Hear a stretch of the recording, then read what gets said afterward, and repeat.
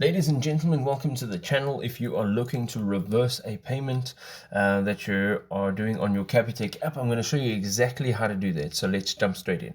The first thing you want to do is log into your Capitec app on your mobile device. And at the bottom, you can see that there is a Transact tab. You're going to tap on that, and here from this menu you're going to go all the way to the bottom where it says debit orders. Now once you're in debit orders, you can see all of your debit orders. You cannot reverse just normal transactions. So if you go to a shop and you pay with your card and you walk out of the shop, you cannot reverse that transaction, right? So you can only do this as a debit order. So as you can see, there's a debit order here, and you can tap on that, and now you can either tap on stop. If you would like to dispute the debit order, you can do so, but you can go ahead and you can tap on stop, and this will now stop or reverse this debit order.